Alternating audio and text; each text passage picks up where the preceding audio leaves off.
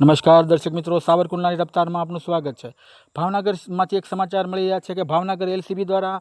વિદેશી દારૂનો જથ્થો મોટા પ્રમાણમાં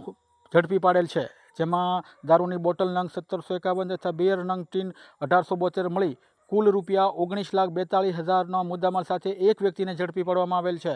આ ઝડપાયેલા આરોપીનું નામ અર્જુન મથુરભાઈ તેજાભાઈ સોલંકી રહે કથિવદરપલા, તાલુકો રાજુલા, જિલ્લો અમરેલી તેમજ અન્ય 4 આરોપીઓને પકડવા માટેની તાજવીજ હાથ ધરવામાં આવી રહી છે, જેમાં વિવેક ઉર્ફે દીપક ગુજરિયા રહે મૂળ વિક્ટર, તાલુકો રાજુલા, જિલ્લો અમરેલી, હાલ સુરત તેમજ ભાવેશ રણછોડભાઈ વાજા રહે વિક્ટર, તાલુકો રાજુલા, જિલ્લો અમરેલી તેમજ ભાવેશ કરશન સોલંકી રહે ઠસિયા, તાલુકો મહુવા, જિલ્લો ભાવનગર તેમજ રાજુભાઈ વાઘ રહે કથિવદર, તાલુકો રાજુલા, જિલ્લો અમરેલીને ઝડપવા માટેની કાર્યવાહી ભાવનગર લોકલ ક્રાઇમ આરંભી દેવામાં આવેલ છે। તેમજ આ સમગ્ર મુદ્દામાલ અને ઝડપી પાડી અને આરોપીઓ પર કડકમાં કડક કાર્યવાહી કરવા માટેની પણ એલસીબી દ્વારા કવાયત હાથ ધરવામાં આવી રહી છે। આ સમગ્ર કામગીરી પોલીસ ઇન્સ્પેક્ટર શ્રી મયુર ધવજીએમ સરવૈયાના માર્ગદર્શન હેઠળ પીએસઆઈ શ્રી આર એ વાઢેર, વીસી જાડેજા, પીડી ઝાલા તથા એલસીબી સ્ટાફના દિલુભાઈ આહિર, અશોકભાઈ ડાભી, અરવિંદભાઈ બારિયા, શૈલેષભાઈ રાઠોડ, હલપારસિંહ સરવૈયા,